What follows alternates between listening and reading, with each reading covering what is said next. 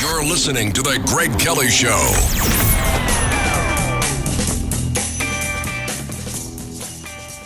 Hey, here's somebody I want to check in on. They call him the Bodega Bro. His name is Griff Green. I got to shoot him a message on Twitter. I think he's fantastic. This guy is like 23 years old. He moves to New York City for a job at a tech firm. And he's living, he's trying to save money. So he lives in the South Bronx. It's like his first weekend night in New York City, and it's time to go grocery shopping.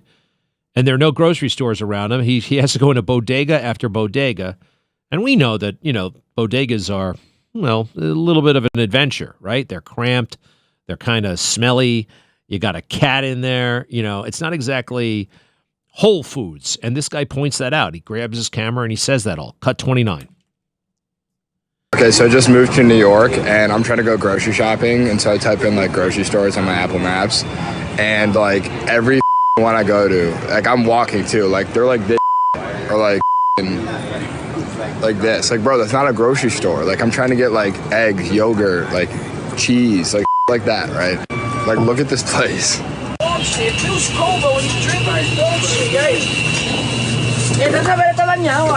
I've literally been to like 5 of those now, and like I don't know what the I'm about to do for dinner. Like, where are the Krogers and like the Whole Foods at? Like, I'm about to eat like cereal and ramen for dinner. Like, what? All right. I don't have a problem with anything he just said. I mean, it's true. If you got to go grocery shopping for your family, you're out of luck if you got to go to a bodega. It's not that kind of place. You might buy a lottery ticket, a bottle of water, but, you don't want to do any serious shopping there. And what do they call them? They call them food deserts. We have them here in New York City where you don't have access to fresh fruit and vegetables or, a great big, beautiful grocery store like they have in basically everywhere else in the country. Everywhere else in the country, these grocery stores. I remember when I first moved to, I really noticed it when I was in Arizona. I was in this very small town called Yuma, and they had the biggest, most beautiful grocery stores. It was amazing. And then you come back here. We only have one great grocery store, in my opinion, Gristedes, okay? We got Gristedes. We have a couple of Whole Foods. We got some others. But by and large, you really know we don't have it. All right, so that guy gets the attention of the social media mob. They start giving him a hard time. And then, in their opinion, he makes matters worse when he goes to the gym. He's not complaining. He's just pointing out the obvious. He's the only white guy in the neighborhood. And he puts on, and I think this is somewhat humorous, he's going to say, look at this T-shirt I'm wearing. It's an NAACP T-shirt. Is that terrible? Everyone's talking about race all the time. Is it you can't joke about it ever? I think you can. Let's see here. Cut 30. I was in the McDonald's gym for my second workout in New York. Got shoulders and arms today.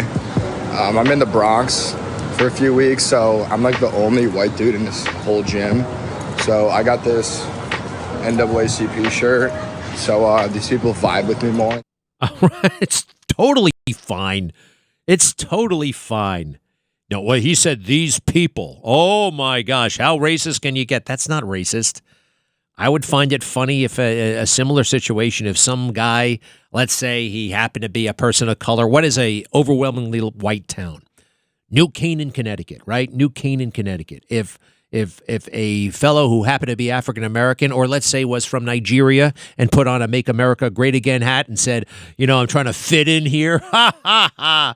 Although New Canaan's probably woke too. It's not the worst thing in the world. So this poor guy loses his job, and what does he work for? Some company called Outreach.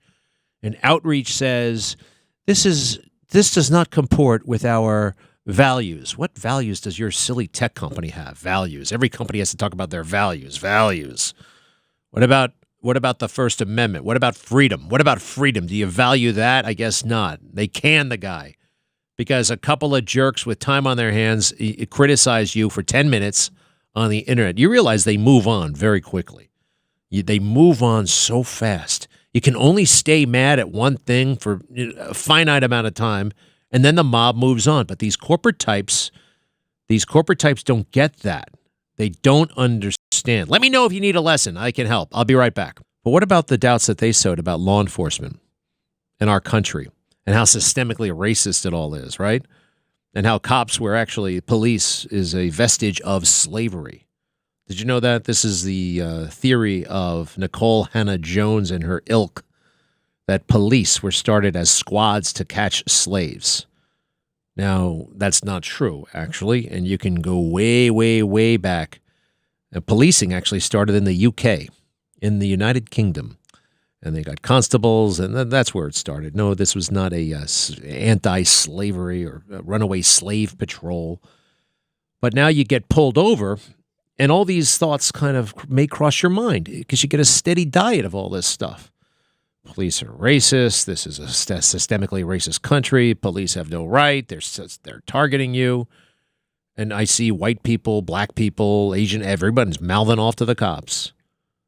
And sometimes they're opening fire on the cops because of the poisonous rhetoric from the left, from the media, from politicians, all of them. The worst, the author of all this, no doubt about it, Barack Obama. Absolutely. He got it started. He actually got it started very early on in his administration. It was 2009. 2009, he decided. See, Obama's always had a weird thing about him in his own head. And you want to know what it is? Am I black enough? Am I black enough? See, folks actually in the hood don't trust him or didn't trust him initially. And by the hood, I mean downtown Chicago, South Side, right? Where he was trying to, he wanted a foothold in politics. He ran for the United States Congress and lost in 2000. You know why? Because they didn't see him as black. It's been a political liability. The mixed race thing that I don't care about, I mean, everybody's got a story, fine, whatever. But in his particular race against a guy named Bobby Rush, they used that against him. They also used the fact that he went to Harvard and all these other places. And where the hell did he grow up? Where the hell is he from? Not me, Bobby Rush. Bobby Rush beat him by like 30 points.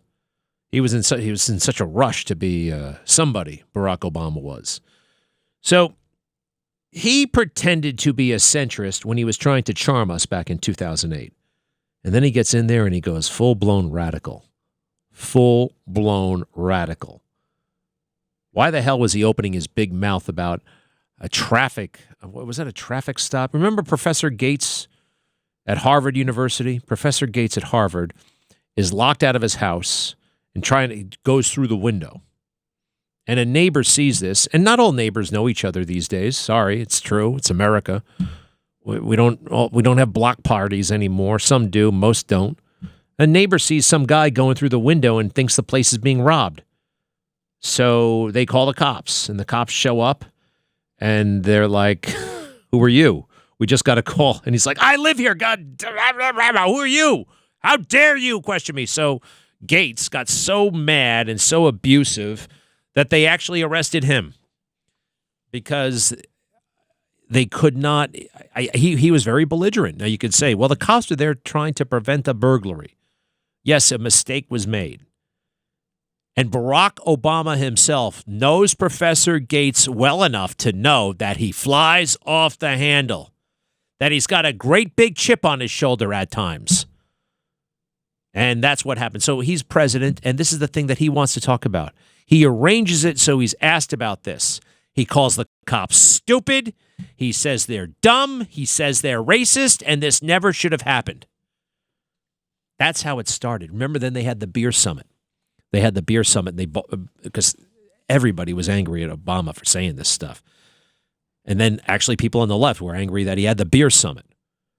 Why are you doing this? And in his memoir, in his own memoir, and you know what? I love reading these things sometimes. And I read it. I opened it up. And you can see the contempt he has. I know this sounds very raw and like, how could that be? But he has contempt for white people. He does. He doesn't think much. He doesn't think much of me because I'm white. It's kind of amazing. It really is. Remember when he made that assumption that if you met Clarence Clemens, the saxophonist for Bruce Springsteen, in a bar, white people would call him the N-word? Anyway, in his memoir, he says, he felt bad about having to be nice to the police officer during the beer summit. He felt bad about that. And the staff felt bad about it too. They didn't want to be nice to this guy. They wanted to treat him as the enemy. But for optics, and because they were tanking in the polls, and nobody saw it the way that Obama saw it, they pretended to be nice to him. But he admits it. He admits it. He doesn't like the guy. Doesn't like him, huh? How about that? And then it got worse. Trayvon Martin and all that stuff. The alleged shooter in Illinois, the one who allegedly shot 6 people. We know 6 people were shot, but allegedly it was this guy, Robert Bobby Crimo, 21 years old. He was dressed up in women's clothes. How unusual is that? Where the hell would he have gotten an idea like that? Everywhere? Let's see here. Crimo was dressed in women's clothing, and investigators do believe he did this to conceal his facial tattoos and his identity. He was seen on video camera in women's clothing, or maybe he just had a thing for women's clothing. I mean, seems like half of America does these days. And I'm not talking about just the half of America that's women. He may have even donned a hairpiece to complete his disguise, authorities said. A wig is not out of the question, investigators said. Investigators, let's see here. The twisted cover was designed to make it appear almost as if he was an innocent spectator himself. Who's this guy? Cavelli. He wore that in an attempt to conceal himself. Crimo, an amateur rapper, immediately went to his mother's house nearby and borrowed her car to flee, authorities said. There was no indication he told his mother what he'd just done. He remained on the loose for hours after the mass shooting, but was nabbed by police Monday night about 5 miles from the scene when a bystander spotted his vehicle and alerted 911. Cops found another rifle in the suspect's car and more firearms described as potentially pistols, in his apartment in nearby Highwood after he was eventually taken into custody. He's 21. He has his own apartment. Hey. Authorities said Crimo had purchased the weapons locally and legally. By the way, they got massive. I mean, they got all kinds of gun laws in Illinois. Charges were expected to be filed against Crimo on Tuesday. We do believe Crimo pre-planned this attack for several weeks, adding that investigators were still trying to determine a motive. Investigators have been in discussions with him. I don't have anything to say about motivation thus far because it hasn't been provided. We have no indication to suggest at this point it was racially motivated by religion. Authorities are reviewing disturbing social media posts Crimo had posted online. Well, here's something. I have a feeling he hates America. That seems to be driving him. He looks like he's Antifa. And this is kind of fascinating. I'm looking at a picture of him right now, and he looks like an Antifa guy. What can I tell you? And he looks like he's only 120 pounds and 6 feet tall. Gosh. There's a headline, a newspaper, right behind him. He's just in his weirdo bedroom, and he's got borderline satanic etchings on the wall, it looks like, and he's got a headline of a newspaper. It's from 1963. Oswald slain in jail shift. Oswald, Lee Harvey Oswald. And there's that picture of Oswald getting shot. You know, where he's standing right next to the guy with the cowboy hat. Wow. Interesting. Interesting. Sad. Terrible. Kind of like all the other violence that we've been seeing. Is it kind of like? Well, I think it's fair to bring up. I mean, yeah, 6 people shot in Highland. This is terrible. This is awful. What about the 70-plus people who were shot in Chicago this weekend? Just another weekend.